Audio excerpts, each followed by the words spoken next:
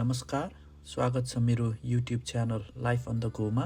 बृहत श्री स्वस्तानी व्रत कथाको 5औं अध्याय अब यहाँबाट सुरु हुन्छ। अथ पञ्चम अध्याय दक्ष यज्ञ तथा सती देहोत्सर्ग वर्णन।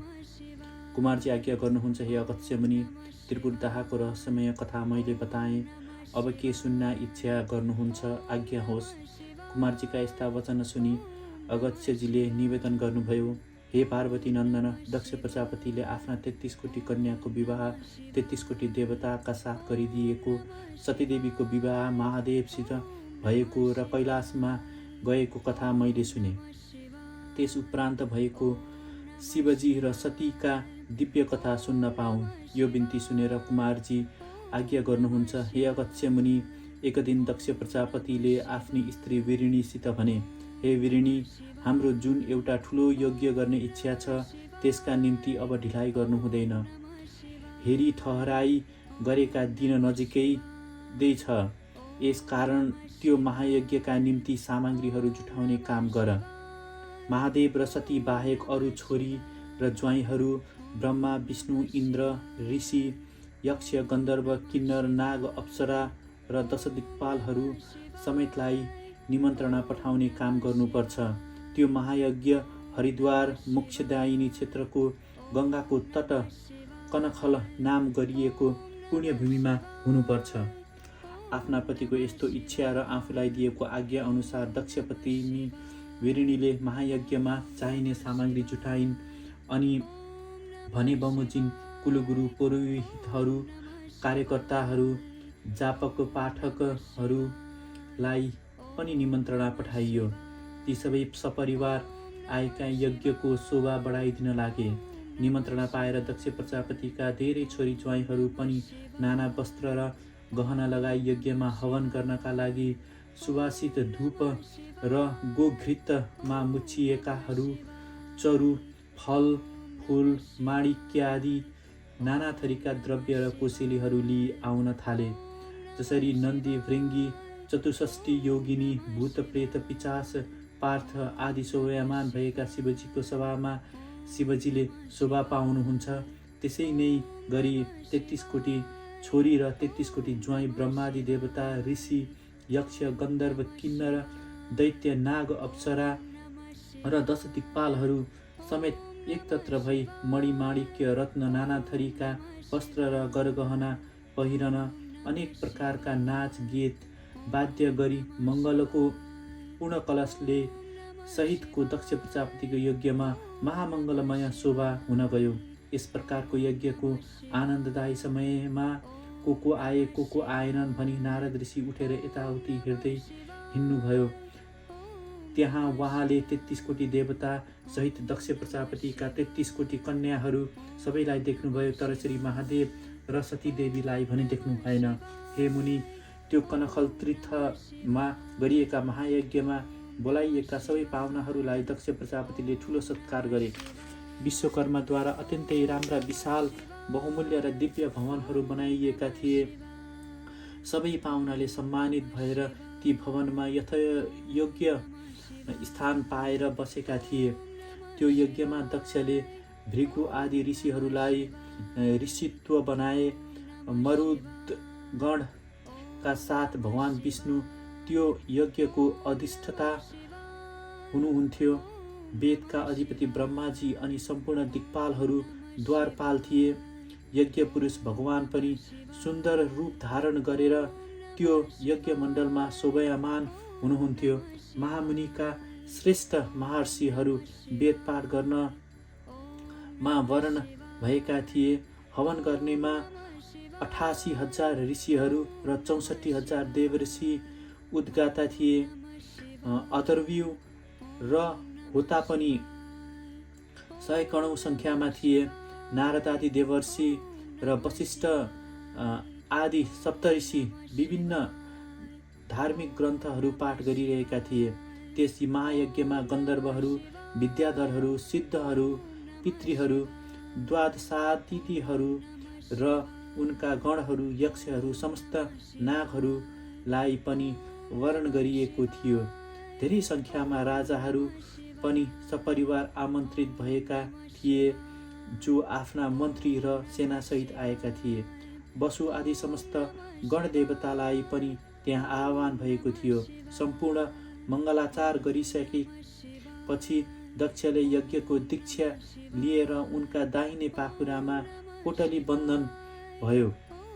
त्यस बेलामा वेद पाठी ब्राह्मणहरूले उच्च स्वरमा बारम्बार गरिएका वेद मन्त्रका स्वस्ति वाचन र आफ्नी वामाङ्गी धर्मपत्री वीरिणीले शहीद भएका दक्ष प्रजापतिले ठूलो शोभा पाए। यज्ञका कोण कोणमा रहेका मुख्य मुख्य दीप, मङ्गल कलश र विघ्नहर्ता गणेशजीको पूजा अनि नाना प्रकारका ध्वजा पताका तोरणहरूद्वारा अनि वर्ण भएर सजिएका सब वस्त्र पहिरिएका विद्वान ब्राह्मणहरूका मुखारविन्दबाट निस्किएका सार स्वर सहितका वेद ध्वनि र विभिन्न पुराणका मङ्गल पाठद्वारा यज्ञ पुरुष भगवान अति प्रसन्न देखिनुहुन्थ्यो।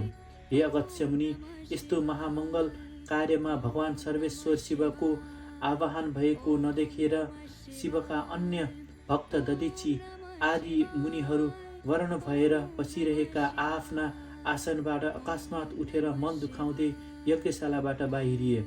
तर पनि शिवका मायाले मोहित भएका कतिपय देवर्षि मुनि पुरोहितहरूले धमाधम यज्ञको काम गरि नै रहे। पूजा पाठ र हवन भइरह्यो। फेरि पनि नारदजीबाट आफ्ना आसनबाट उठेर यज्ञका वरिपरि घुमेर नजर भयो।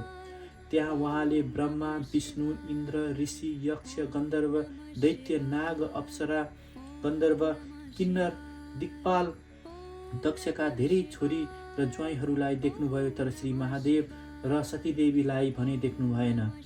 कुनै पनि यज्ञ महादेवको आह्वान बिना पूर्ण हुन सक्दैन भने यो यज्ञ कसरी पूर्ण होला?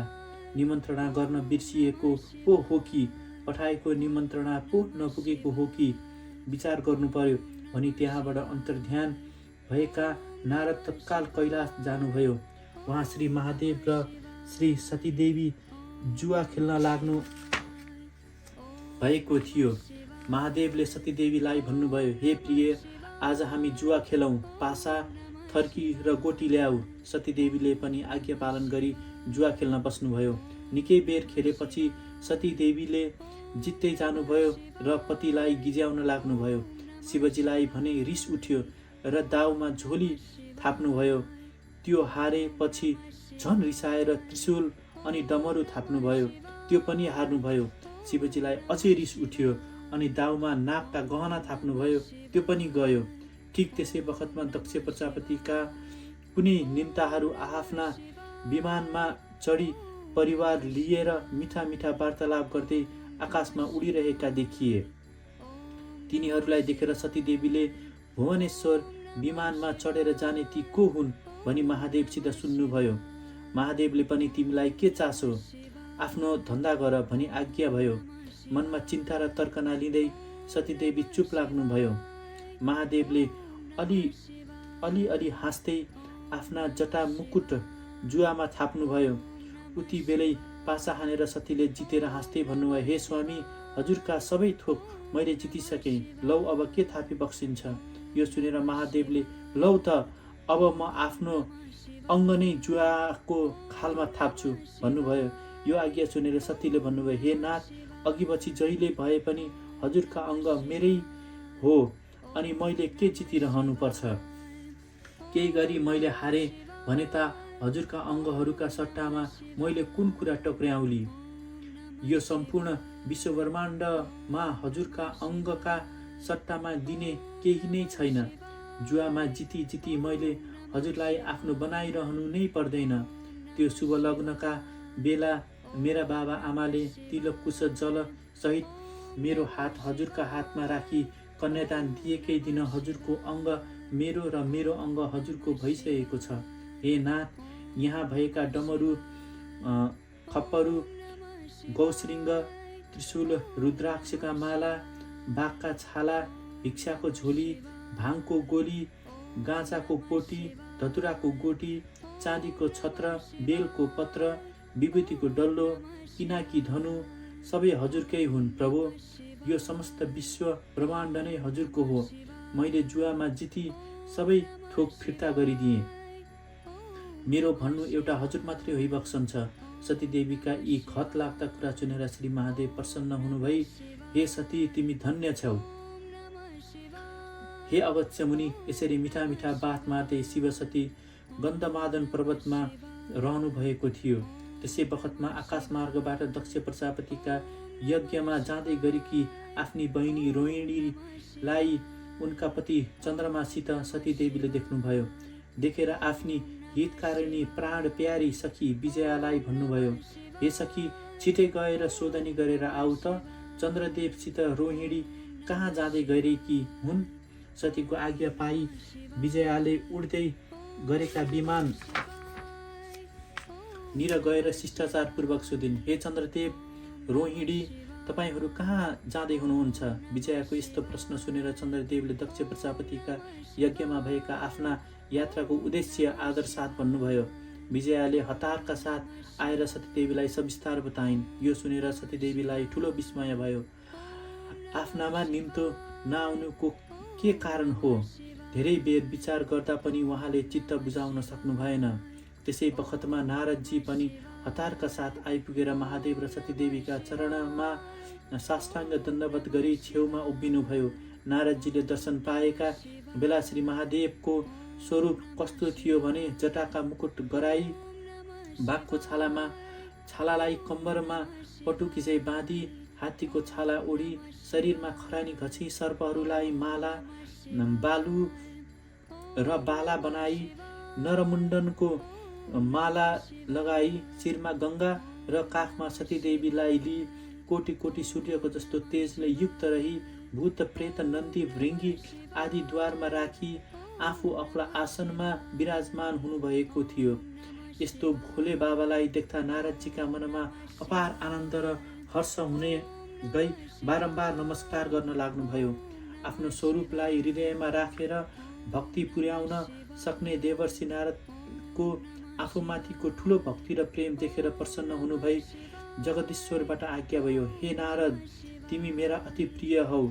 तिमीदेखि म अत्यन्त प्रसन्न छु। आफ्नो मनोकामना के छ सो मलाई भन। महादेवका यी करुणामयी वाणी सुनेर हर्षले गदगद भएका नारदजी केही बोल्न नसकी उभिरहनुभयो। यो देखेर के कारणले आयो नारद भनी श्री महादेवले फेरि सोध्नुभयो। त्यसपछि नारदले दुई हात जोडी शिर निहुर्याएर भन्नुभयो, हे प्रभु, हजुरका चरणमा नित्य निरन्तर मेरो ध्यान लागिरहोस्, यही एक वर माग्छु। हे परब्रह्म, अब म यहाँ आएको जुन कारण हो त्यो निवेदन गर्छु। हे प्रभु, दक्ष प्रजापतिका आयो जगत्तोमा हुँदै गरेको महायज्ञमा स्वर्ग, मर्त्य र पाताल तिनै लोकका देवता, ऋषि, पितृ, नाग, अष्टवसु, दश दिक्पाल, ब्रह्मा, विष्णु सहित सबै देवी देवता गएका छन्। म पनि त्यो यज्ञशालामा निमन्त्रणा पाएर गएको थिएँ। त्यहाँ चारैतिर प्रदक्षिणा गरेर घुमी घुमी दुईपल्ट हेरेँ, तर जगतका माता पिता हजुरहरू दुवैलाई मैले देखिनँ। अरू सबै देवताहरू आफ्ना अङ्गसहित भएका खानपिन गरी आनन्द मनाइरहेका मैले देखेँ। यज्ञमा मुख्य स्वामी हजुरलाई किन निमन्त्रणा भएन? यस कुरामा मेरो मनभित्र ठुलो विस्मय उठेकाले छटपटिँदै यो कुरा बिन्ती गर्न आएको हुँ। हे भोलेनाथ, हे माता सती, हजुरहरूलाई त्यहाँ नडाकेको कुनै अर्थ मैले बुझ्न सकिनँ र यो बिन्ती गर्दछु प्रभु।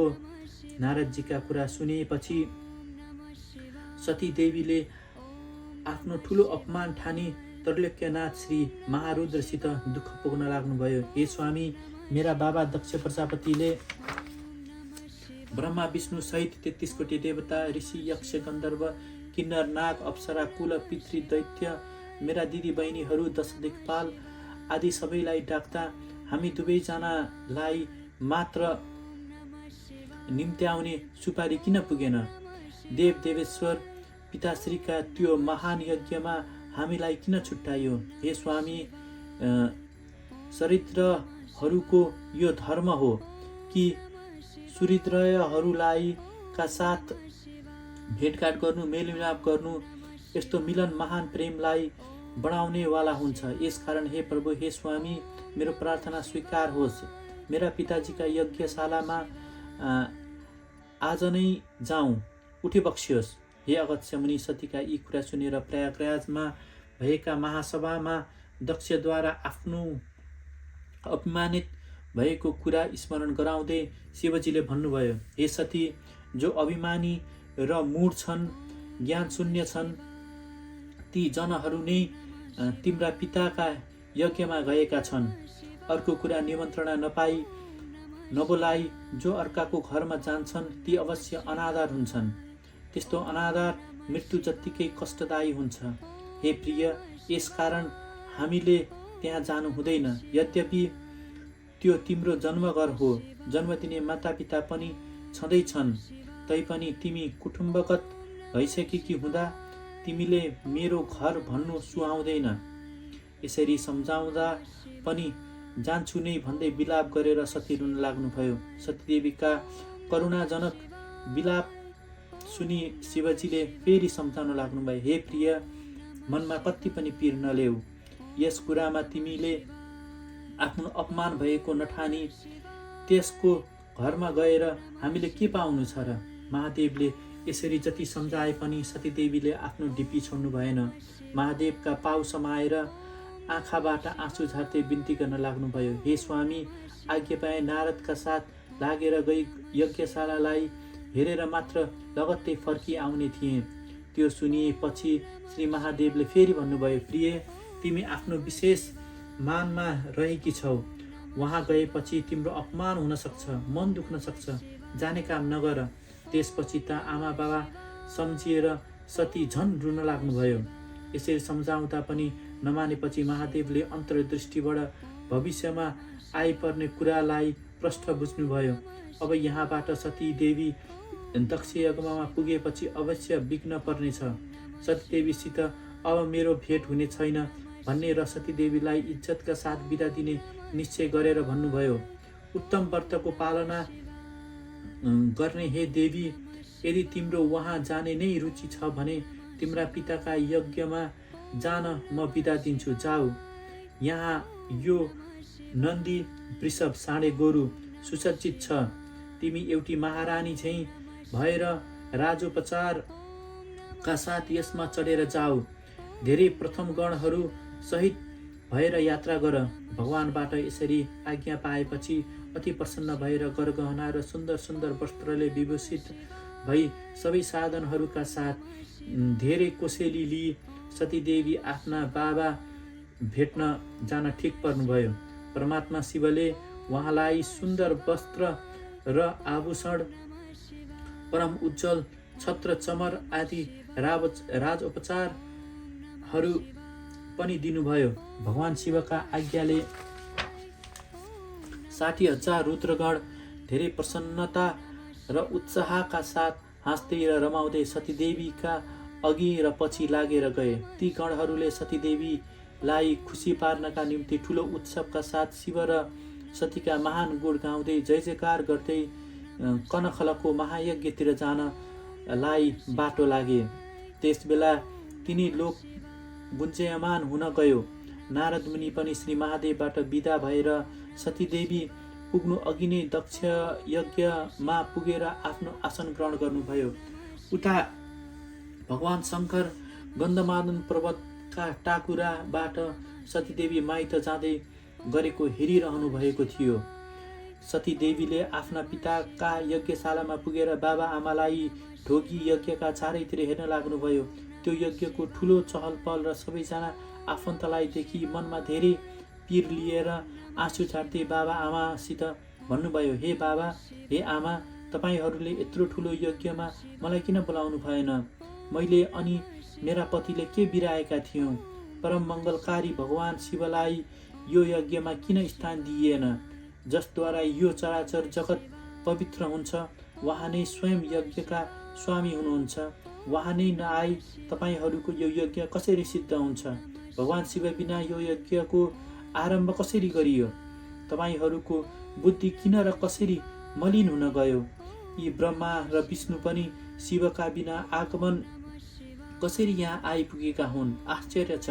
ब्रह्मा विष्णु आदि 33 कोटी देवता, ऋषि, पितृ, यज्ञ, नाग, किन्नर, दैत्य, अप्सरा, 10 दिक्पाल र तिनका स्त्री पुरुष सहित सबैलाई निमन्त्रणा गरेका ठाउँमा हामी 2 जनालाई मात्र किन निमन्त्रणा भएन? फेरि यत्रो यज्ञका मूल स्वामी श्री महादेव नभएको यज्ञको पूर्ण आहुति कसरी होला? यज्ञका फलदाता नै श्री महादेव होइबक्सन्छ। सम्पूर्ण देवताका नायक पनि उहाँ नै होइबक्सन्छ। हे पिता, महादेवको आह्वान नगरेको यज्ञबाट कुनै धर्म हुँदैन।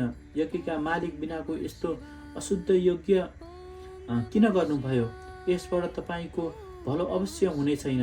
यसकारण श्री महारुद्रलाई झट्टै आह्वान गर्ने काम होस्, अनि मात्र यज्ञ सफल भएर मनले चिताएको अनुसार फल प्राप्त होला।